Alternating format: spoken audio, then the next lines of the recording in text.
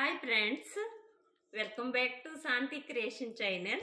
ఈ రోజండి కొన్ని దేవుడికి సంబంధించిన ఇత్తడి సామాన్లు తెప్పించుకున్నానండి. నేను బాక్స్ అయితే ముందే ఓపెన్ చేశాను.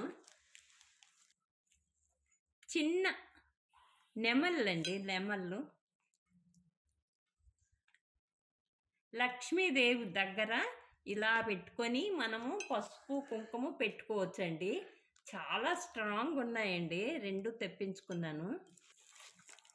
చూడండి, ఇత్తడి గిన్నె పెద్దదేనండి, ఇలా పట్టుకుంటూ కనిపిస్తుంది కదా.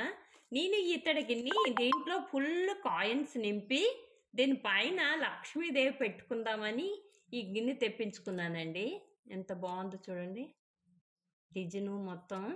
సరస్వతి దేవి ఇంట్లో ఉంటే మంచిది కదా, పిల్లలకి స్టడీ కూడా వస్తుంది. మంచిగా పిల్లలు, చిన్నపిల్లలు ఉన్నోళ్ళు ఈ సరస్వతి అమ్మవారికి పెట్టుకోవాలండి. పిల్లలు ఉన్న వాళ్ళే కాదండి, పెద్దవాళ్ళు కూడా మనం పెట్టుకుంటే జ్ఞానానికి ప్రధానము సరస్వతి దేవి కదండి. చూడండి, వీణ పట్టుకుంటూ ఈ పీస్ చూడండి ఎంత నీట్గా ఉందంటే నాకు చాలా నచ్చిందండి. మన పూజా రూమ్లో పెట్టుకోవచ్చండి. చాలా చిన్నది, చేతిలో పెట్టి చూపిస్తున్నానండి. చూడండి, ప్రతి ఒక్క ఇంట్లో కామధేను ఉండాలండి. నాకైతే ఈ పీస్ చాలా నచ్చింది.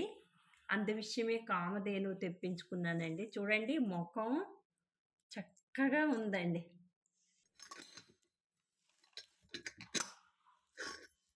లేదంటే కామధేనుకి కూడా పెట్టుకోవచ్చు.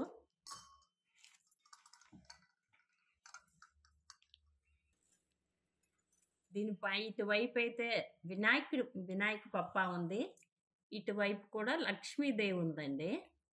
చూడండి, స్ట్రాంగ్ పీసెస్ అండి.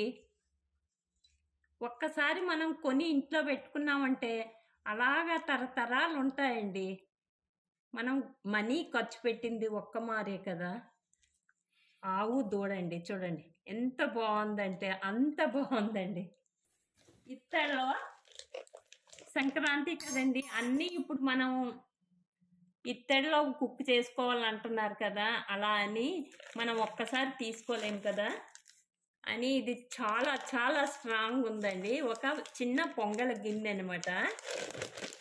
ఒక్కొక్కటి కొనుక్కొని అన్నీ నేను ఇత్తడిలో మారిపోతాము అనుకుంటానండి. లోపల పోత లేదండి. నేను మామూలు ఇలాంటి ఇత్తడి గిన్నె తీసుకున్నాను. సంక్రాంతికి దీంట్లో పొంగల్ చేస్తానండి.